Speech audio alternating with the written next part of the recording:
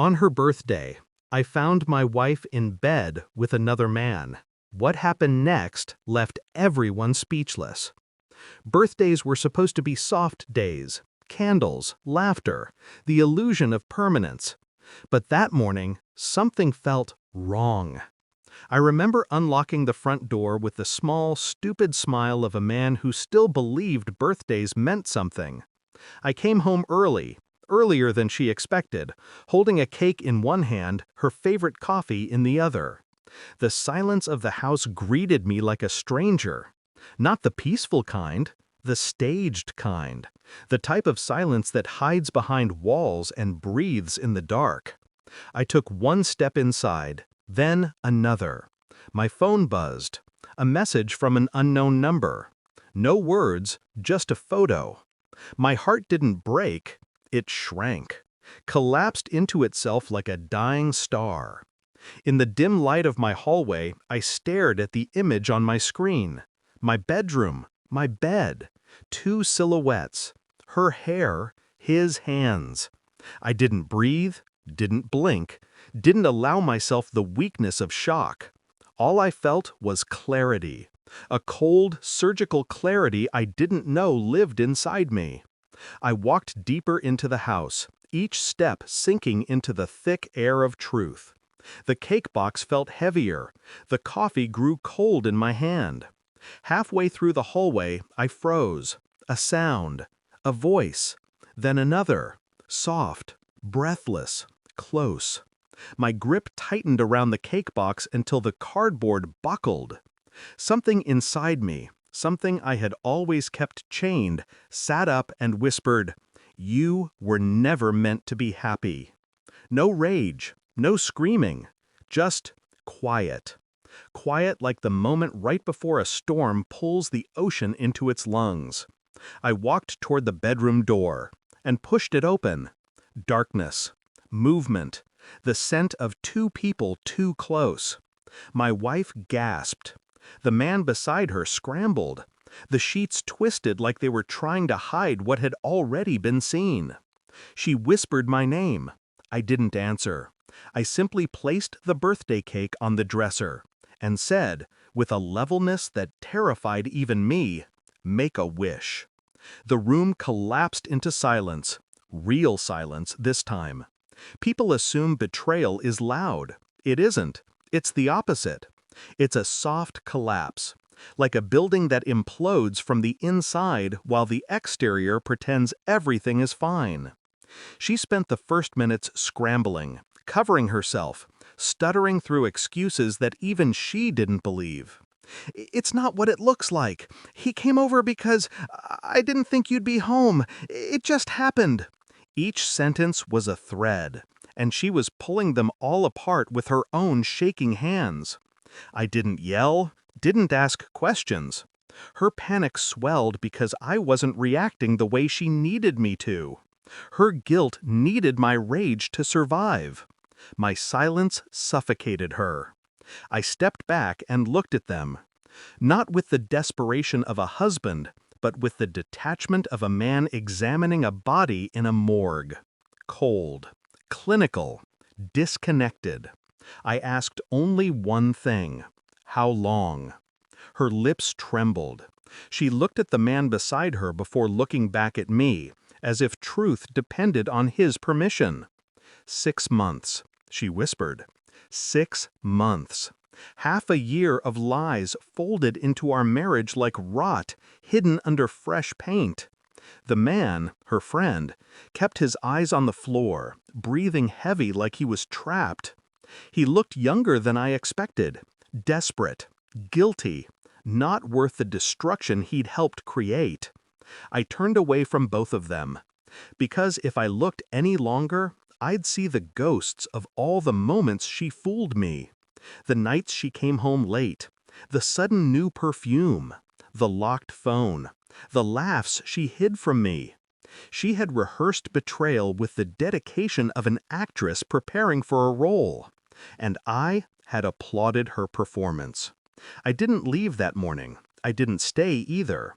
I existed in a strange, suspended place between the ruins of my marriage and the calm before a storm I hadn't yet unleashed. For the next week, I played along, silent, observant, unpredictably calm. It terrified her. She apologized, cried, begged, wrote letters, left gifts on the table, followed me from room to room like a ghost trying to reattach itself to a living body. But I didn't respond, because I wasn't done gathering truth. I checked her messages, her deleted photos, her cloud backups she forgot to erase. Every discovery sliced deeper than the last. Pictures, hotel receipts, voice notes, plans, lies, lies, more lies. 6 months had been generous. It was longer, much longer. And every document I saved was a nail in the coffin of the life she thought she could return to. I kept quiet, because revenge isn't loud, it's calculated, and mine was still simmering. Her lover tried calling. She blocked him. He used new numbers. She deleted them. But I didn't. I saved every message, every call log, every scrap of their secret world. People say the heart breaks once. They are wrong. It breaks in tiny cracks until the entire structure collapses silently. The day everything shifted was a Tuesday. Ordinary. Forgettable.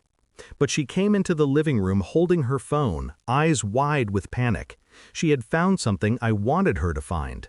A printed set of photos sat on the table. Her, him, their messages, their plans, their meetings, not in a chaotic pile, but arranged with precision, in chronological order. She stood frozen as she flipped through them, hands shaking harder with each page. Finally, she looked at me. Why didn't you say anything? I met her eyes with the stillness of a man who had bled out long before she realized he was dying. Because I wanted you to see what I've seen. Tears spilled, her breathing hitched, her body folded as if the truth physically pushed her down. I'm sorry, I'm so sorry. I can fix us. I'll do anything. Please, just talk to me.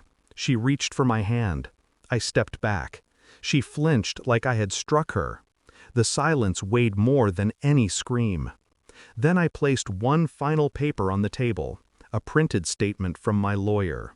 Her eyes scanned it slowly. Petition for divorce. Her knees buckled, her voice broke. No, no, please, let me explain. Let me try. You had months to try, I said quietly. You chose him. She was crying hard now, ugly, uncontrolled, raw, but I felt nothing. Not anger, not grief, just clarity. My revenge wasn't rage, it was exposure. I didn't send the photos to her family, or to his. I didn't need to. My silence was a sharper weapon. She kept breaking herself trying to guess what I might do next. Every hour, every minute, she lived in fear of the consequences of her own choices. And then came the final move, her birthday party, the one she had planned with friends and coworkers, the one she insisted we keep so people don't know we're struggling. I agreed. The house filled with people, laughter, cake, music. She smiled through her guilt, tight, shaky, desperate. And when everyone gathered in the living room for speeches, she clung to my arm, acting like a woman who hadn't burned her marriage to ash. I let her, because the moment was not for her, it was for me. When they handed me the microphone, she smiled like she believed forgiveness was coming. Instead, I said, calmly, clearly, this year, my wife received a gift she didn't expect. The room fell quiet. Her hands tightened on my sleeve. She found comfort, I continued, in someone else. A collective breath froze in the air. Her eyes widened in horror. I didn't say his name, didn't show photos, didn't scream. I simply said, so today I'm giving her a gift too. Freedom. I placed the divorce papers on the table in front of everyone. Her world collapsed publicly. My revenge wasn't humiliation. It was truth. Truth delivered with surgical precision. People whispered, looked at her, looked at me. She sobbed openly, collapsing into a chair, begging me under her breath. But I walked away, not out of cruelty, out of survival. I didn't move out immediately. She did. The house felt bigger without her lies echoing off the walls. Days passed quietly. Evenings were silent. Mornings were clearer. I expected loneliness, but what settled into my bones wasn't loneliness. It was peace. Cold, clean, honest. I learned something in the ruins of that marriage. Sometimes the cruelest thing you can do to someone who betrayed you is to live without them. Months later, she tried contacting me again. I didn't answer. Not out of hatred, out of clarity. She no longer existed in the world I was rebuilding. And the final line of my story, the one she'll never hear, was simple. The day she broke me was the day I became unbreakable. How could you do this?